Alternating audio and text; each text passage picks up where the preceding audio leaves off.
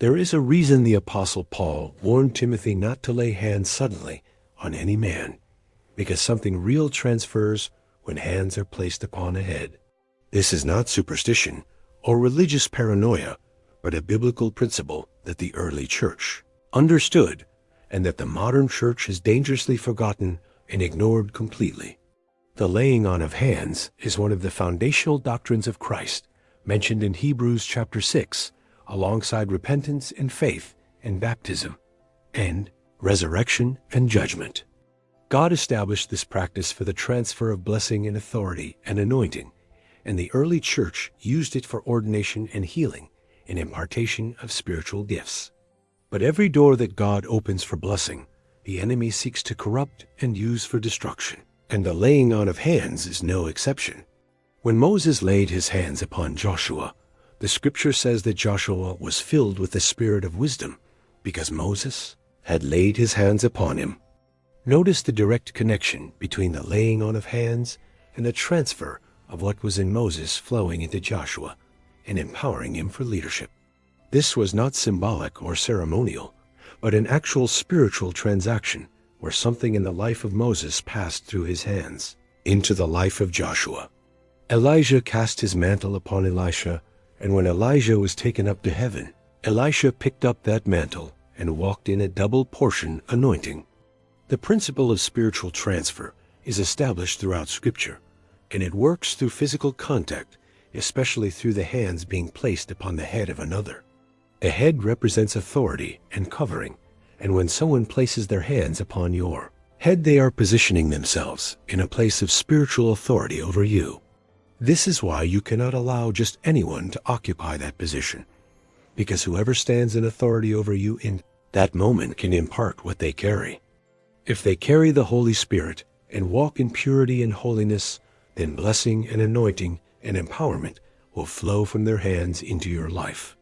But if they carry unclean spirits, or operate in hidden sin, or minister under a false anointing, then contamination can transfer into your spirit through their touch. Paul told Timothy in 1 Timothy chapter 5 verse 22 to lay hands suddenly on no man, neither be partaker of other men's sins. This verse reveals that there is a connection between the laying on of hands and participating in the spiritual condition of the one involved in that transaction. If Timothy laid hands on an unqualified man, he would share in that man's sins, and this principle works in the opposite direction as well. When you receive the laying on of hands from someone who walks in sin or deception, you open yourself to receiving what they carry into your life. Many believers have experienced sudden depression and confusion and spiritual oppression after receiving prayer from someone who appeared anointed, but was secretly living in bondage and sin. They could not understand why everything changed after that prayer meeting or conference or altar call, but the answer is found in unauthorized spiritual transfer. The 7 sons of Sceva learned a terrifying lesson about spiritual authority when they tried to cast out demons, using the name of Jesus without proper relationship. The evil spirit answered and said, "Jesus, I know, and Paul, I know, but who are you?" And then the demonized man leaped on them and overpowered them. Spiritual authority is not about words or formulas, but about genuine relationship with Jesus Christ and walking in purity and holiness in the power of the Spirit. When someone without genuine spiritual authority lays hands on you, they cannot impart what they do not possess, and they may impart what they actually carry. There are ministers who operate in familiar spirits rather than the Holy Spirit, and their touch brings bondage rather than freedom and confusion rather than clarity.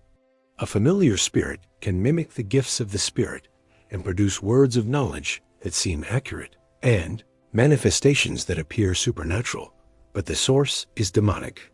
Many believers have been deceived by accurate words from false prophets, not realizing that demons have been observing their lives and feeding information to their human hosts. When such a minister lays hands on you, and you receive their ministry without discernment, you open a door that can take years of spiritual warfare to close. This is why the gift of discerning of spirits is so desperately needed in the church today, because not everything supernatural is from the Holy Spirit of God. John wrote in 1 John chapter 4 that we must test the spirits to see whether they are from God, because many false prophets have gone out. Testing the spirits requires spiritual discernment and wisdom, and a willingness to say no, even when everyone else is rushing forward to receive ministry and impartation. You are not obligated to receive the laying on of hands from anyone just because they have a title or a platform or a reputation for miracles. Your spirit belongs to God, and your head represents your authority and covering, and you have both the right and responsibility to guard what enters your life. Before allowing anyone to lay hands on your head, you should observe their fruit over time, because Jesus said you will know them by their fruits. A good tree cannot produce bad fruit, and a bad tree cannot produce good fruit, and the fruit of a minister's life reveals the root system. Look at their character when no one is watching, and examine their relationships, and their integrity, and their humility, and their submission to genuine spiritual authority. Look at the fruit in the lives of those who have received ministry from them, and ask whether people are experiencing lasting freedom or temporary emotional experiences. False anointing produces hype and excitement and emotional manifestations that fade quickly, but true anointing produces lasting transformation and genuine fruit that remains over time. If a minister is surrounded by scandal and broken relationships and financial manipulation and sexual immorality, then their hands should never come near your head in prayer. It does not matter how large their platform is, or how many followers they have, or how impressive their miracles appear, because fruit reveals the true source. Many believers are so desperate for breakthrough that they will receive ministry from anyone who promises results without ever examining the source of that minister's power. This desperation makes them vulnerable to spiritual predators who use the laying on of hands as a mechanism for control and manipulation and demonic transfer. Some ministers deliberately transfer unclean spirits through the laying on of hands because they operate in witchcraft while wearing the disguise of Christian ministry and anointing. Others transfer contamination unintentionally because they have never been delivered from their own bondage, and they are ministering out of mixture rather than purity. Either way, the result for the unsuspecting believer is spiritual contamination that can manifest as confusion and depression and heaviness and strange thoughts and unexplained depression. If you have received the laying on of hands from questionable sources and have experienced negative spiritual changes since then, you may need to renounce those connections. Go before the Lord in prayer and repent for receiving unauthorized impartation, and renounce every evil transfer and ask the Holy Spirit to cleanse you completely. Break every soul tie that was formed through that physical contact and command every unclean spirit that entered through that door to leave in the name of Jesus. Plead the blood of Jesus over your mind and your emotions and your spirit, and ask the Lord to restore everything that was stolen or contaminated through deception. The blood of Jesus is more than sufficient to cleanse you from every defilement, but you must exercise your authority and close the doors that were opened. Going forward, walk in wisdom and discernment about who you allow to minister to you and do. Not let politeness or pressure override the check in your spirit. If your spirit feels unsettled about receiving ministry from someone, then honor that warning, because the Holy Spirit will often alert you before you make a mistake. You do not owe anyone access to your head just because they are on a stage or wearing a title or claiming to carry a special anointing. True servants of God will not be offended if you decline their ministry because they understand the seriousness of spiritual transfer and they respect your discernment. Those who become angry or manipulative when you decline are revealing by their reaction that they were not safe ministers in the first place and should be avoided. The Holy Spirit is the one who anoints and empowers, and he does not need manipulative tactics or emotional pressure to accomplish what he wants to do. Genuine anointing is marked by humility and gentleness and respect for the boundaries of others, and a complete absence of manipulation and control and spiritual coercion. Seek out ministers who bear the fruit of the Spirit and who live lives of integrity, and who have a track record of genuine lasting fruit.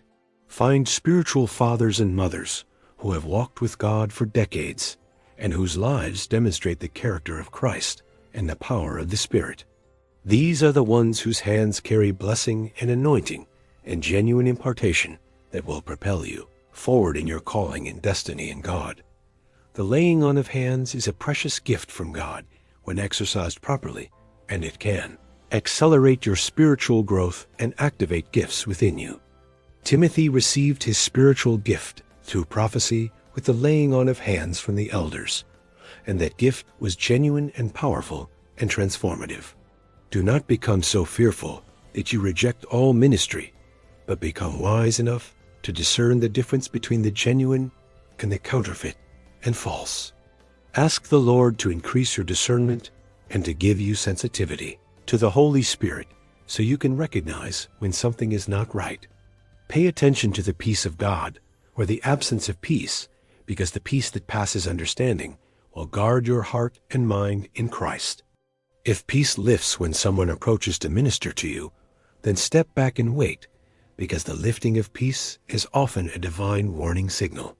You are a temple of the Holy Spirit, and your body is sacred, and you have the authority and responsibility to guard what enters your temple. Do not surrender that authority to anyone, regardless of their title or reputation or claimed anointing, because you will give account for what you allowed into your life. Walk in wisdom and discernment, and receive ministry only from those whose lives demonstrate the fruit of genuine relationship with Jesus Christ and His Holy Spirit. May the Lord grant you supernatural discernment and protect you from every counterfeit and lead you to genuine ministers who will impart blessing into your life forever.